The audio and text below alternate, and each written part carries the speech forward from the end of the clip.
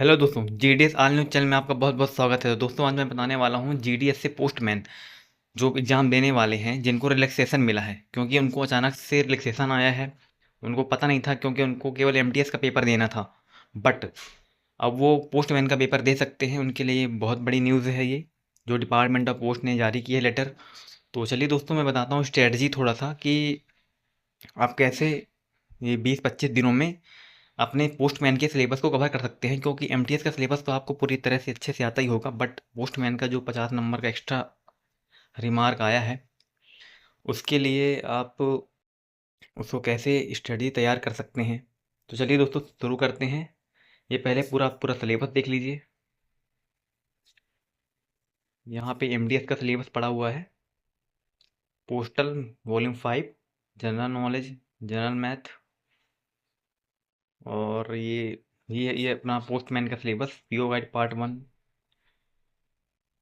PO guide volume 6 part 3,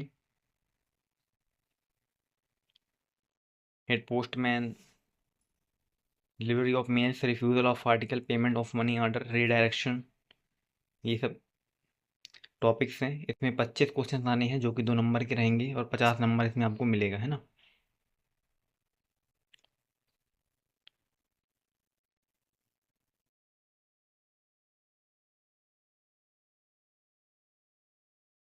तो syllabus आप देख लीजिए पहले।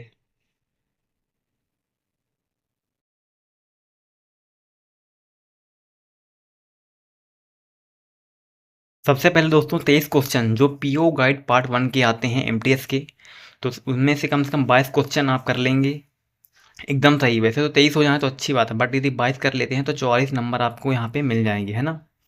ये हो गया पीओ गाइड पार्ट 1 का एमटीएस का थोड़ा सा, है ना। आपको 22 क्वेश्चन बनाने हैं ताकि 44 नंबर आपके आ जाएँ। आप अच्छे से तैयारी करिए। फिर आता है वॉल्यूम 5। वॉल्यूम 5 पे 7 क्वेश्चन आने हैं आपके, जिसमें से हर क्वेश्चन 2 नंबर का होगा, और 7 क्वेश्चन का टोटल 14 मार्क मिलेगा। यानी कि वो 44 प्लस 14 बराबर 58। यदि आपके 58 नंबर डिपार्टमेंटल से आ जाते हैं तो आप काफ़ी अच्छा स्कोर खड़ा कर सकते हैं, है ना। और ये इतने होने ही चाहिए, 58 से 56 हो सकते हैं, बट ज़्यादा कम नहीं करना है ना। 58 ये होना चाहिए आपके। अब बात करते हैं जेके जीएस की। जेके जीएस में कोई परफेक्ट नहीं होता, आगे पीछे होता रहता है, बट फिर भी यदि आप 8 क्वेश्चन बना लेते हैं तो आपको 16 नंबर मिलेंगे। तो आपके टोटल 58 प्लस 16 74 नंबर हो जाएंगे। तो ये हो गया आपका पीओ गाइड डिपार्टमेंटल का, और ये जेके जीएस का। अब बचा मैथ का, तो मैथ का भी देख लेते हैं। अब बात करते हैं अर्थमेटिक मैथ्स की। अर्थमेटिक मैथ्स में बहुत ही जनरल एकदम सामान्य मैथ्स आती है। आपको परसेंटेज, लाभ, ये सब वगैरह पढ़ के जाना है। तो आपके 74 पुराने और प्लस 20 यहाँ के 10 क्वेश्चन आते हैं। 10 में से आपको 20 नंबर मिलेंगे, तो आपके टोटल 94 नंबर हो जाएंगे। तो ये हो गया पूरा एमटीएस का सिलेबस, यानी कि पोस्ट मैन का लगभग 60-70% कोर्स ख़त्म, है ना। तो ये आपको पोस्ट मैन का लगभग 70% इतने में ख़त्म हो जाता है। अब बात करते हैं पोस्ट मैन के सिलेबस की, है ना। तो पोस्टमैन पार्ट से आपको 25 क्वेश्चन आने हैं, जिसके टोटल 50 मार्क्स आपको मिलेंगे। अब 25 क्वेश्चन किस पार्ट में आते हैं, किस किस पोर्शन में आते हैं, तो चलिए वो देखते हैं। तो पीओ गाइड पार्ट 1 से 5 क्वेश्चन आते हैं, जिसका टोटल मार्क 10 नंबर है। और यदि आप पुराने एमटीएस में जो 94 नंबर थे और 10 नंबर यहाँ थे, इनको जोड़ देंगे तो आपके 104 नंबर हो जाएंगे, है ना। 104 नंबर पीओ गाइड पार्ट 1 से आने हैं, यानी कि 5 क्वेश्चन आपको पीओ गाइड पार्ट 1 से आएंगे। और नेक्स्ट आता है वॉल्यूम 6 पार्ट 3, जिसमें से 10 क्वेश्चन आने हैं, तो इसमें से आप 9 क्वेश्चन भी बना लेते हैं, तो 18 नंबर आपको मिलते हैं। और 104 प्लस 18 बराबर 122। कोशिश करिएगा कि आप क्वेश्चन पूरे 50 में 50 मिल जाए, जिसमें आपको यदि एमटीएस में कुछ क्वेश्चन गलत हो जाते हैं तो कोई दिक्कत ना हो। बट ये मैंने एक क्वेश्चन छोड़ छोड़ के बताया है, ताकि यदि छूट भी जाता है मेहनत करने के बावजूद भी, तो आपके यहाँ पे 122 नंबर या 120 नंबर भी आ सकते हैं, है ना। अब बात करते हैं नेक्स्ट पार्ट की। अब बात करते हैं वॉल्यूम 7, जिससे 10 क्वेश्चन आने हैं, और 10 क्वेश्चन में आपको 20 मार्क्स मिलेंगे। यदि आप 18 मार्क्स भी ले आते हैं तो आपको 122 प्लस 18 यानी कि 140, 140 नंबर 150 में आपके टोटल आ जाएंगे। और 150 नंबर दिए आप आपके 50 में से 140, 142, 144 या 138 आ जाते हैं, तो आपका सिलेक्शन हो जाता है। लेकिन इसमें कैटेगरी मायने रखती है।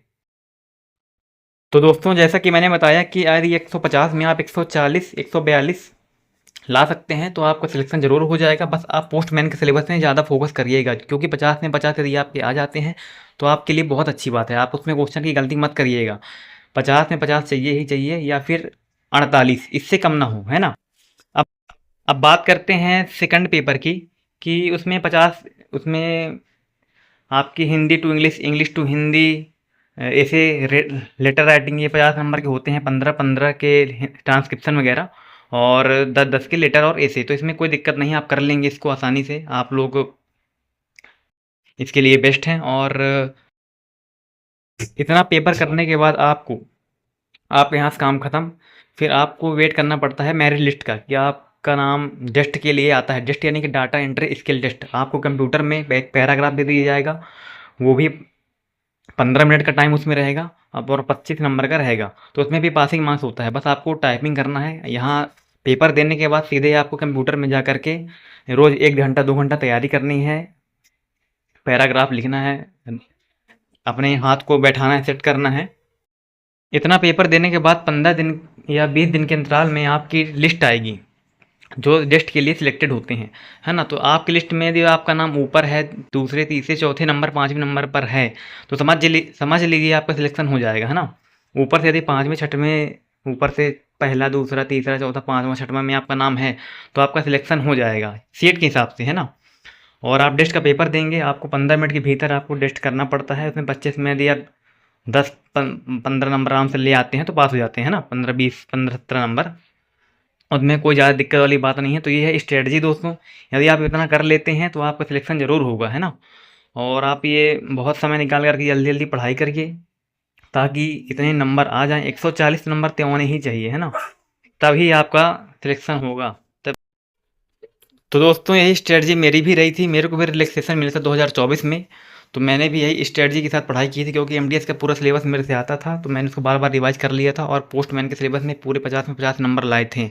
फिर भी एमटीएस में गलती हो गई थी, जिसके कारण 138 में हो आया था, और सिलेक्शन हो गया था जैसे तैसे। बट आप लोग ये गलती मत करिएगा, आप पूरी अच्छे से तैयारी करिएगा, ताकि आपके क्वेश्चन कम से कम गलत हों। तो चलिए दोस्तों, यदि वीडियो अच्छी लगी हो तो चैनल को सब्सक्राइब कर लीजिएगा, और ऐसी ही नई जानकारी के साथ मैं आपको एक और वीडियो बना कर दूंगा। तब तक के लिए धन्यवाद। मिलते हैं नेक्स्ट वीडियो में। धन्यवाद।